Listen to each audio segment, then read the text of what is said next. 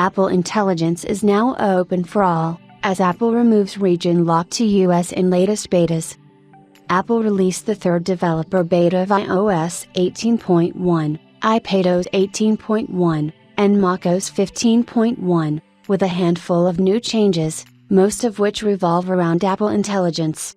Apple has spent a lot of time perfecting the technology since its initial announcement at WWDC, but the service was restricted to the US audience.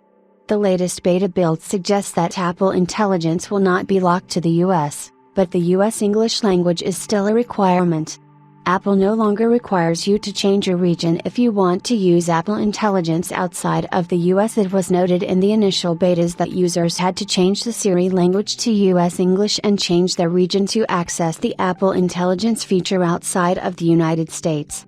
However, it appears that Apple is planning to expand the service with the release of iOS 18.1, which will be a few weeks after the company has officially released iOS 18 to the public.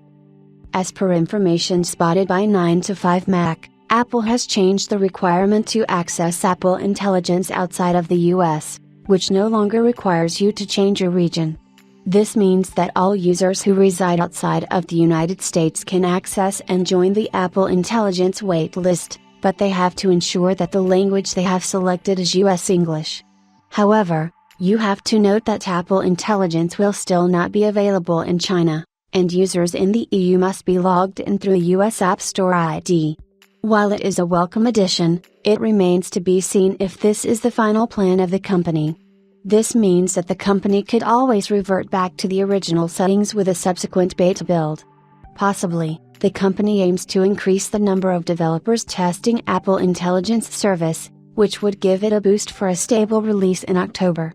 If you are running the latest iOS 18.1 Beta 3 on your iPhone, accessing Apple Intelligence is no longer a hassle, but if you are still using in your iPhone running the second beta, then check out our detailed guide on how to access the service outside of the United States. Apple Intelligence is the company's major addition to the iPhone, and so far, it will be free for all, but later on, the company could add a subscription fee. Currently, only the iPhone 15 Pro and iPhone 15 Pro Max are compatible with Apple Intelligence features, and the forthcoming iPhone 16 lineup would add to the list as well. Apple will host the It's Glow Time event on September 9th to announce the iPhone 16 lineup, so be sure to stick around for our extensive coverage of the products. How has your Apple Intelligence experience been so far?